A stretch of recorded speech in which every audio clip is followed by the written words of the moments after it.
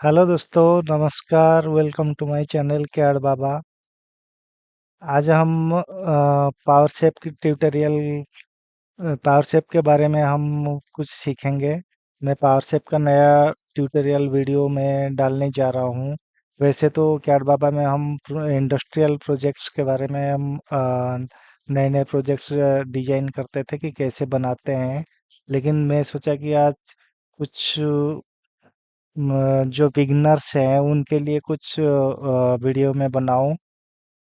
Projects तो बनते रहेंगे, उसमें वो अलग सब्जेक्ट में मैं डालता रहूँगा, लेकिन ट्यूटोरियल में अलग अलग वीडियो करके मैं डालता जाऊँगा। तो आज हम सीखते हैं पावर शेप 2020 के बारे में, वो कैसे इस पे स्टार्ट करते हैं। तो चलिए दोस्तों, शुरू करते हैं। तो यहाँ पे हम पावरशेप को मैं ओपन करता हूँ। पहले देखते हैं, पहले आज इंटरफेस के बारे में कुछ सीखेंगे। उसके बाद मैं धीरे धीरे आगे के सब्जेक्ट के ऊपर मैं डालता जाऊंगा, कैसे कौन सी ऑप्शन है ड्राइंग डिजाइन के लिए, जैसे लाइन से आर्क है, प्लस सॉलिड मॉडलिंग है, सरफेस मॉडलिंग है, वो उसके बारे में मैं डिस्कस करता जाऊंगा। तो आज हम सीखते हैं इंटरफेस के बारे में। तो ये जो दोस्तों, ये जो आगे जो स्क्रीन दिख रहा है, ये है जो पावर शेप खोलने के बाद ये जो आपको सामने स्क्रीन में नज़र आ रहा है, इसको हम इंटरफेस बोलते हैं। तो पहले तो जैसे हम खोलते हैं, उसके बाद इसमें क्या है कि बाय डिफ़ॉल्ट इसमें न्यू फाइल साथ में ही खुल के आता है। जैसे अगर इसको में हम बंद भी कर देते हैं, इस पे यहाँ पे हम फाइल में जाकर फाइल, उसके बाद ये ऑप्शन आता है न्यू। न्यू में हम जैसे ही हम क्लिक करेंगे, ये वैसे ही ये न्यू फाइल के हिसाब से न्यू फाइल आ जाता है। ठीक है।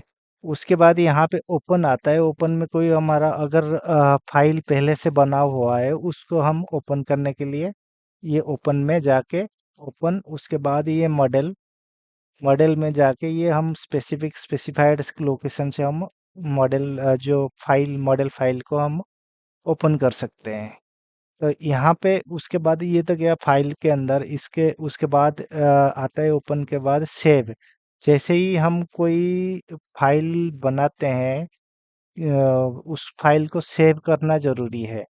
इसमें क्या होता है, सेव करने से उस फाइल को हम बाद में उसको खोल के हम उसमें कोई भी हम काम कर सकते हैं। सेव आज तो ये जो ऑप्शन है, ये तो सब में आप देख सकते हो। जैसे ही हम पावर पॉइंट या कोई भी वर्ड फाइल हम खोलते हैं, उसमें ये सारे ऑप्शन आते हैं। ये स्टैंडर्ड टूल बार होते हैं। कोई भी सॉफ्टवेयर में ये सब स्टैंडर्ड टूल बार होते हैं। उसके बाद आते हैं इंपोर्ट। इंपोर्ट में हम क्या करते हैं, जैसे कोई दूसरे सॉफ्टवेयर से हम कोई आईजीएस फाइल होता है या स्टेप फाइल, ये सब मॉडल को ओपन करने के लिए हम इंपोर्ट करते हैं फाइल को। देखिए, और इंपोर्टेबल फाइल में क्या होता है, इसमें अ, ये सारे एक्सटेंशन जो है इस टाइप का, ये सब हम ओपन कर सकते हैं, इस पे इंपोर्ट कर सकते हैं। जैसे कि हो गया कि शू मेकर मॉडल, डीटीएक्स, ऑटोडेस्क, जेमोट्री, धीरे धीरे ये सारे आप देख सकते हैं। ये जो भी है जो पॉपुलर कुछ एक्सटेंशन है, मैं बता देता हूँ। आपका आईजीएस है, पारासोलिड है, आईजीएस, पारासोलिड, या स्टेप फाइल होता है जो यहाँ पे ये स्टेप फाइल भी होता है। तो ये सारे हम ओपन यहाँ से इंपोर्ट कर सकते हैं। उसके बाद हम कोई भी मॉडल को दूसरे सॉफ्टवेयर, कोई अलग जैसे हो गया प्रेयो, इनिग्राफिक्स, उसमें हम इंपोर्ट करना चाहते हैं, तो यहाँ से फाइल को हम एक्सपोर्ट करके ले जाते हैं। तो ये भी उसी सिस्टम में ये उसी टाइप का चलता है। जैसे कि यहाँ पे दिखा रहा है कि आप कौन सी सॉफ्टवेयर में आप इसको एक्सपोर्ट करना चाहते हो। जैसे मैं चाहता हूँ कि सॉलिड वर्क्स में करना चाहता हूँ, तो यहाँ पे सॉलिड वर्क्स सिलेक्ट करके नेक्स्ट करके इसको एक्सपोर्ट कर कर सकता हूँ। तो इसके बारे में धीरे-धीरे डिटेल में हम बाद में हम डिस्कस करेंगे। इसके बाद अब इसमें और कुछ नहीं है, धीरे-धीरे ये भी मैं आगे बताऊँगा, ये कीबोर्ड शॉर्टकट्स वगैरह ये सारा। तो अब चलते हैं होम टैब। यहाँ पे अच्छा, इससे पहले हम मैं ये बता देना चाहता हूँ, ये हमारा है क्विक एक्सेस टूलबार। यहाँ पे जो हम रैंडमली जो चीज़ हम यूज़ करते हैं वो सब इसमें यहाँ पे ऑप्शन आ जाता है। जैसे अनडू, रीडू, हम यहाँ पे कोई काम अभी किए नहीं है वर्क स्पेस में, तो इसीलिए ये एक्टिवेट हुआ नहीं है, फेड कलर में नज़र आ रहा है। ये जैसे जैसे धीरे धीरे हम काम करेंगे ये सब आप इसके बारे में हम डिस्कस करेंगे। ये सेम फाइल आता है, ये पार्शियल बॉक्स, अनडू, रीडू, ये सिलेक्शन का ऑप्शन है, न्यू, ओपन, इंपोर्ट, सेव, ये सब इसी फाइल के अंदर इसी का दोबारा ये ऑप्शन दिखाया गया है। इसके बाद होम ऑप्शन में होम टैब, हाँ अच्छा, इसको हम क्या, इस लाइन को हम टैब बोलते हैं। इसके अंदर सारे जो ऑप्शन हैं, ड्राइंग, डिजाइनिंग, सारे लाइन, सॉलिड, ये सारा इसी के अंदर सब है। इसके नीचे टैब के अंदर ये टैब खुल जाता है, इसको हम रिबन भी कह सकते हैं। इस रिबन के अंदर सारे ऑप्शन ये आ जाएंगे। जैसे मैं होम होम टैब अभी एक्टिवेट है, तो इसके अंदर ये देख सकते हैं आप, पेस्ट, कट, कॉपी, कोई भी चीज़ अगर सिलेक्ट करूंगा तो ये एक्टिवेट हो जाता है। अब ये यहाँ पे ये जो आता है, ये सारा ये सिलेक्शन के ऑप्शन है। इसके बारे में हम धीरे-धीरे हम डिस्कस करते जाएँगे। अगले वीडियो में मैं इसके बारे में सिलेक्शन के बारे में बताऊँगा। उसके बाद स्टाइल, मैक्रो, ये अभी तो कोई इसके बारे में डिस्कस करना ज़रूरी नहीं है, क्योंकि इसके बारे में अभी कुछ समझ नहीं आएगा। अच्छा, इसके बाद चलते हैं नीचे, ये वर्कस्पेस। यहाँ पे हम सारे जो भी डिज़ाइन बनाएँगे, ये सब इसी के ऊपर सब दिखेगा सब, वर्कस्पेस। अब यहाँ पे ये जो दिख रहा है ये होता है यूसीएस, यूनिवर्सल कोऑर्डिनेट सिस्टम।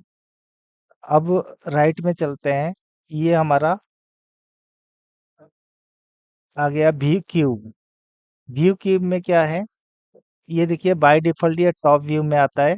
जैसे ऑटो कैड में बाय डिफ़ॉल्ट टॉप व्यू आता है, तो ये टॉप व्यू दिखा रहा है। इसके लेफ्ट राइट में चलते हैं, तो ये आपका व्यू के सारे टूल्स आइकन दिखाई दे रहे हैं। जैसे फ्रंट में पहला आएगा टॉप, उसके बाद उसके साथ साथ ये उसका शॉर्टकट की दिखा भी रहा है, plus Z, view from bottom, view from right, view from left, view from front और बैक व्यू। ये सब एक एक ऑप्शन दिखाई दे रहा है। या तो नहीं, यहाँ पे आप सिलेक्ट कर सकते हैं, नहीं तो हम ऐसे यहाँ पे हम क्लिक करके इसको आप ये कर सकते हैं।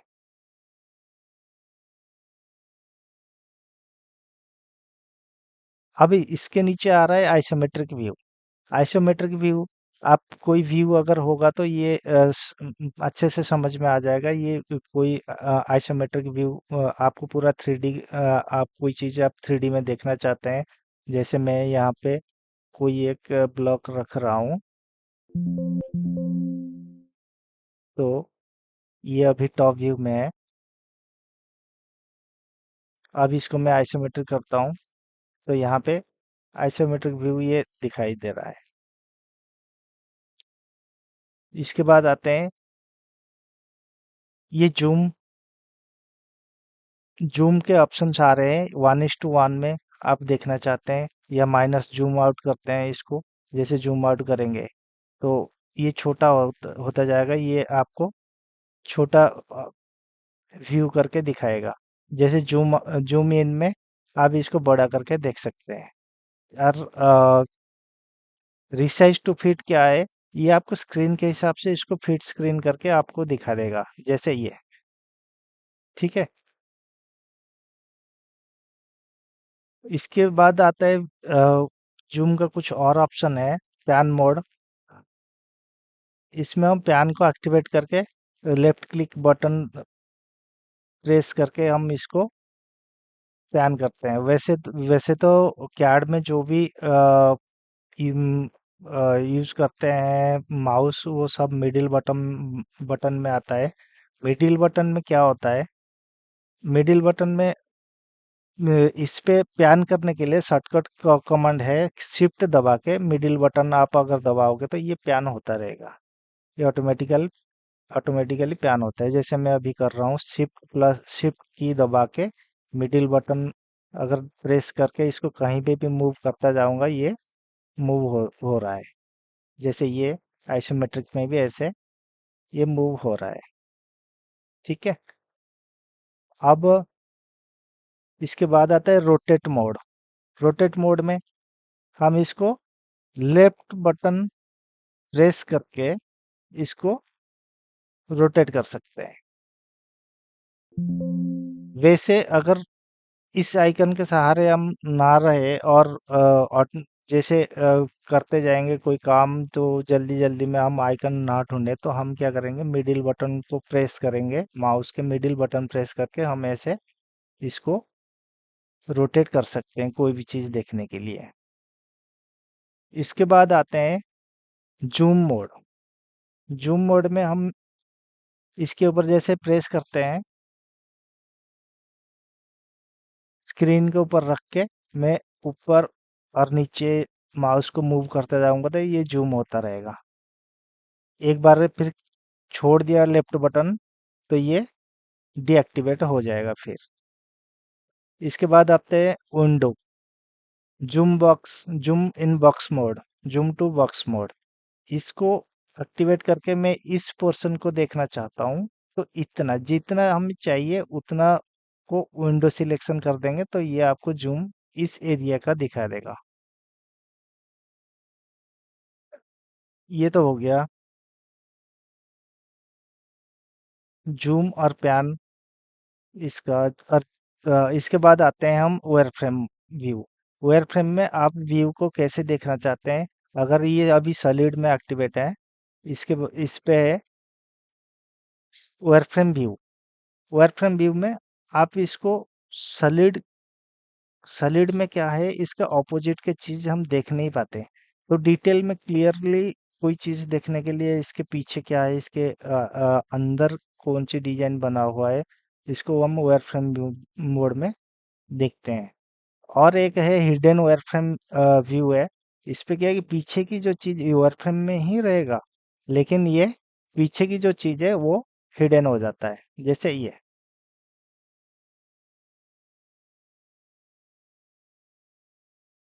ठीक है। अब इसके बाद है सॉलिड व्यू। सॉलिड व्यू में ये shaded and wire frame, solid में ही ये शेडेड होकर रहेगा, लेकिन ये इसका आउटर एज जो है ये लाइन और वायर फ्रेम में रहेगा।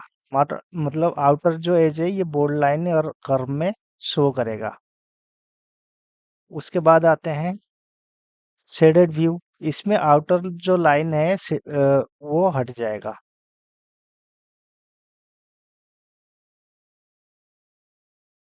इसके बाद transparent shaded and wire frame. इसमें जो चीज है, जो ऑब्जेक्ट है वो आपका ट्रांसपेरेंट रहेगा, लेकिन शेड भी रहेगा और वायर फ्रेम भी रहेगा। इसमें चीजों को आप थोड़ा सा क्लियरली और देख सकते हैं, इसके पीछे क्या है, क्या चीज है। उस इसके बाद आता है ट्रांसपेरेंट व्यू। इस पे आउटर लाइन जो है, जो बोल्ड लाइंस है वो हट जाएंगे।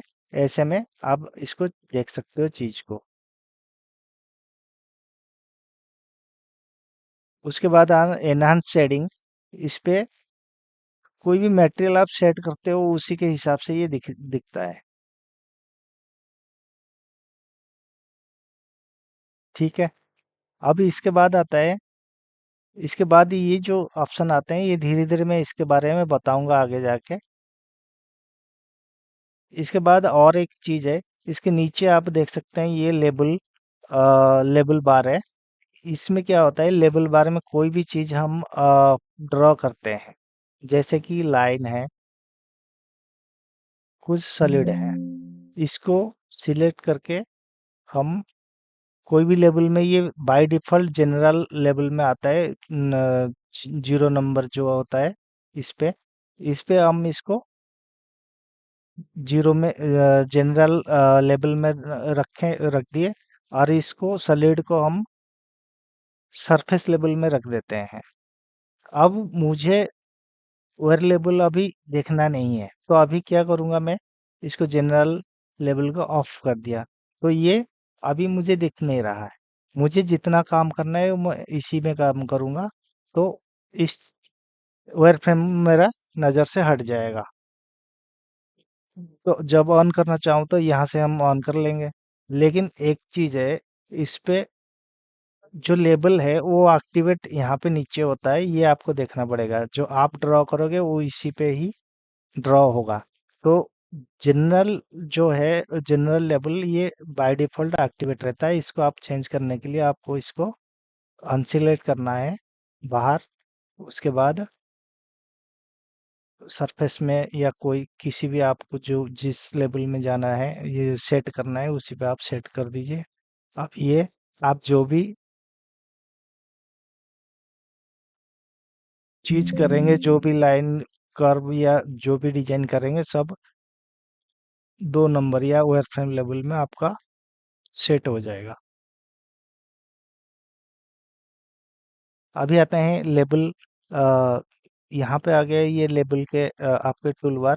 उसके बाद इस साइड से आपका लेफ्ट में ये आता है वर्ल्ड कोऑर्डिनेट। ये कौन सी कोऑर्डिनेट, जैसे आपकी वर्क स्पेस में आप काम करते जाते हैं तो वो बहुत सारे कोऑर्डिनेट होते हैं, वो सारा यहाँ पे शो करता है कि कौन सी कितने इस पे कहाँ कहाँ कोऑर्डिनेट है और क्या क्या नाम पे कोऑर्डिनेट है।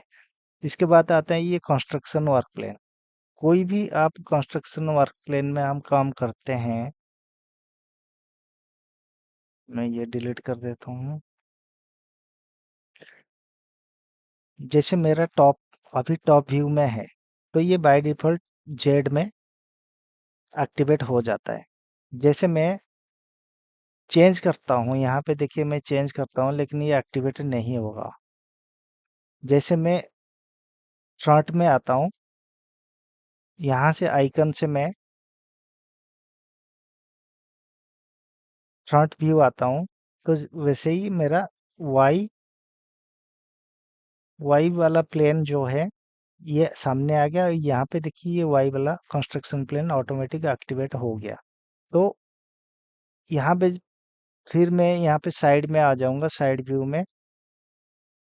तो यहाँ पे देखिए एक्स वाला जो कंस्ट्रक्शन प्लेन ये एक्टिवेट हो गया। जैसे वापस मैं टॉप व्यू में जाऊंगा, तो यहाँ पे जेड कंस्ट्रक्शन प्लेन एक्टिवेट हो जाता है। तो ये कंस्ट्रक्शन प्लेन, आप कोई भी प्लेन में आप काम करेंगे तो उसकी कंस्ट्रक्शन प्लेन जो है वो ये एक्टिवेट होना जरूरी है। इसके बाद आते हैं एक वर्ल्ड, ये कोऑर्डिनेट सिस्टम के टूलबार है। यहाँ पे आप जैसे ही जितने सारे कोड काम करते जाएंगे, यहाँ पे आपके कोऑर्डिनेट सिस्टम और कोऑर्डिनेट आप डालते जाएंगे, तो यहाँ पे ये शो करता जाएगा कि कितने सारे आपके कोऑर्डिनेट यहाँ पे आप सेट कर रखे हैं। तो जिस पे आप जाएंगे उसी पे आप काम करना है, वो एक्टिवेट हो जाएगा। जैसे अभी ये वर्ल्ड कोऑर्डिनेट है, अभी एक्टिवेट है। इसके बाद आते हैं अ, ये कंस्ट्रक्शन प्लेन में। कंस्ट्रक्शन प्लेन क्या होता है, जैसे ही हम टॉप व्यू में मैं काम करता है, मैं इसके पहले डिलीट कर देता हूँ। मैं टॉप व्यू में आता हूँ, तो ये construction plan automatically top Z Z construction plan activate हो गया। जैसे मैं फ्रंट में आऊँगा, वैसे ही मेरा वाई कोऑर्डिनेट जो sorry Y Y plane activate हो गया। अभी मैं फ्रंट प्लेन में आऊँगा, फ्रंट फ्रंट व्यू में, तो इसमें मेरा Y sorry X construction plane activate हो जाता है। यहाँ पे लेकिन एक चीज आपको देखना है, जैसे ही मैं व्यू पोर्ट चेंज करता हूँ, तो यहाँ पे जैसे मैं फ्रंट में किया या राइट में किया, यहाँ पे आपको ये टॉप में किया तो कोऑर्डिनेट जो कंस्ट्रक्शन प्लान वहीं पे एक्टिवेट होता है। ये इस व्यू में व्यू क्यूब में आपका जैसे आप चेंज करते हैं तो कंस्ट्रक्शन प्लान उसी हिसाब से ये चेंज नहीं होता, आपको मैनुअली इसको करना पड़ेगा। नहीं तो आपको टूल बार में जाके आपको व्यू में जाइए तो ये ऑटोमेटिक एक्टिवेट हो जाता है। तो धीरे धीरे ये इसके बारे में इसके बाद आता है कंस्ट्रक्शन प्लान को ये कैसे मैं लॉक करूं। अभी ये लॉक है, तो इसी के ऊपर जब काम करूंगा तो ये लॉक होना लॉक कर देंगे तो ये प्लेन कंस्ट्रक्शन प्लेन चेंज नहीं होगा। अब आते हैं इसके बारे में बाद इसके बारे में हम बाद में बात करेंगे। अभी ये साइड में और एक है आइकन, इसमें ग्रिड। तो ग्रिड में क्या है, आप जैसे कोई चीज आप वर्क प्लेन में ग्रिड ऑन कर देंगे तो ये आपका ग्रिड ऑन हो जाता है और इसी में ये आपको लाइन या कोई चीज इस पे लाइन ड्रॉ करने में आपको आसानी हो जाता है। जो न्यू यूजर हैं उनके लिए ये अच्छा रहता है, सही रहता है। अभी मैं ये ऑफ कर देता हूँ। और एक चीज जैसे ऑन करता हूँ, आप यहाँ पे सेट कर सकते हैं आपका एक जो ग्रिड है डिस्टेंस ये कितने की होनी चाहिए। अभी 10 है, मैं इसको अगर 5 कर देता हूँ तो ये उसी हिसाब से ये सेट हो जाता है। ये देखिए ये 5 हो गया। जैसे मैं इसको अगर 20 कर देता हूँ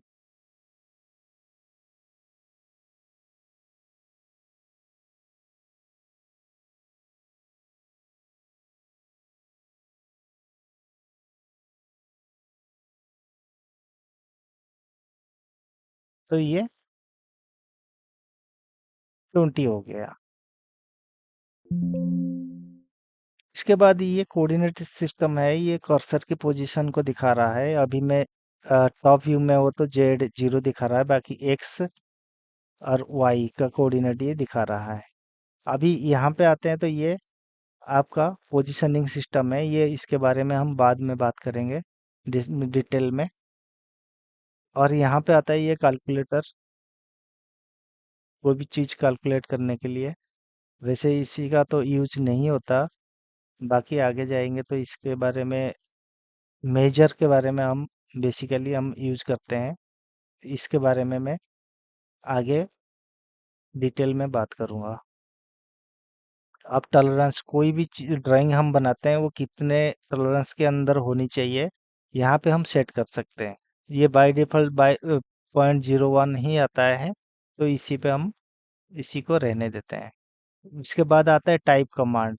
कोई भी वैल्यू हमें पुट करना है, जैसे हम लाइन डालते हैं तो ये इसके बारे में अगर ग्रिड ऑफ कर देता हूँ, टॉप में जाता हूँ, मुझे यहाँ पे लाइन कमांड लाया तो इसके बाद ही ये कोऑर्डिनेट सिस्टम देना है, इसका वैल्यू पुट करना है एक्स वाई जेड का। तो यहाँ पे मैं क्या करता हूँ, टाइप कमांड में आके 0 स्पेस 0 एंटर करूँगा तो ये यहाँ पे अपने आप फास्ट पॉइंट आ जाता है। तो यहाँ पे एक और चीज़ देखना है, जैसे हम ऑटो कैड में कोऑर्डिनेट डालते हैं तो जो एक्स वाई जेड के वैल्यू हम बीच में हम कॉमा दे के सेपरेट करते हैं, यहाँ पे स्पेस का काम आता है। स्पेस में हम सेपरेट करते हैं एक्स वाई जेड के अंदर। तो दोस्तों आज का वीडियो यहीं पे ख़त्म होता है। आज का वीडियो आपको कैसा लगा आप कमेंट करके ज़रूर बताएं। और अगला जो वीडियो है मैं आगे वर्क प्लेन और वर्क वेयर फ्रेम सॉलिड धीरे धीरे मैं आपको कंप्लीटली सारा चीज़ हम मैं बताता रहूँगा। हाँ, इस वीडियो को आप लाइक करें और सब्सक्राइब हमारे चैनल को जरूर सब्सक्राइब करें और बेल आइकन को दबाना मत भूलिए, ताकि अगला जो वीडियो आएगा तो आपके पास सबसे पहले नोटिफिकेशन आता रहे। तो नमस्कार दोस्तों, मिलते हैं अगले वीडियो में।